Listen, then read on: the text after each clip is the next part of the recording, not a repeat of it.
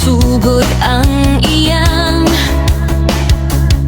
simple nga kinabuhi na iyang nasayran. Daghang pagsulay iyang naagian, apan karon nagbarog na liko ng dughan. Sa matag lugar nga iyang maagian, kamera sa kamot ang puhonan. Daghan ng malipay sa iyang paghatag, pa-blessing nga kalik milagro sa katahon na nagkinahanglan og taban.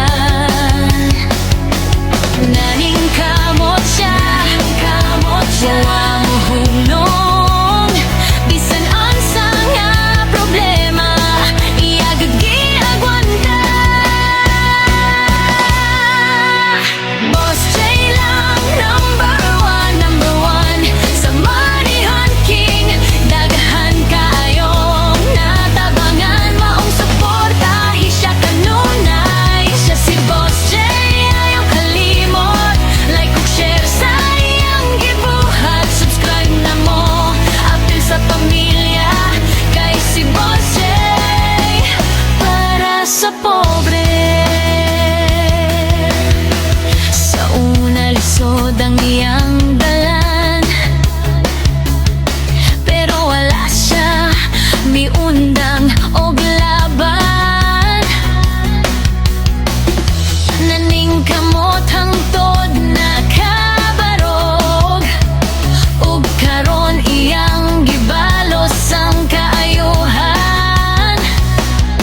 Daghan pa siya plano nga umaabot, mga challenge nga makahatag og paglaom. Andam mo tabang sa mga nagkinahanglan, kay maudod ka na ang iyang tumong. Bisan unse pa ang kahimtang sa kinabuhi, iyang pangita ang gyud og paagi. Ang kalipay sa uban niyang kalipay, maundaghan mo pasalamat kaniya. Boss J lang number one sa Manihan King.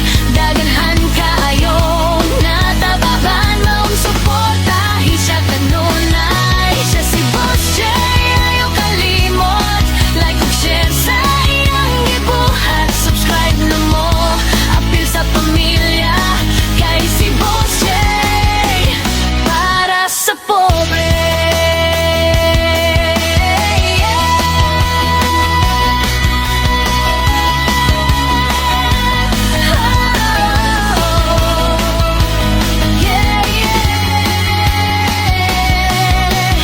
Boss J, padayon lang sa pagtabang.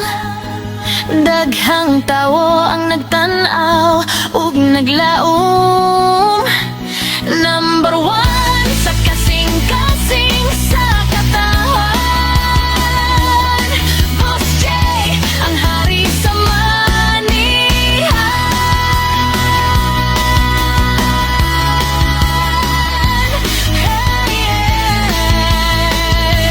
Hey,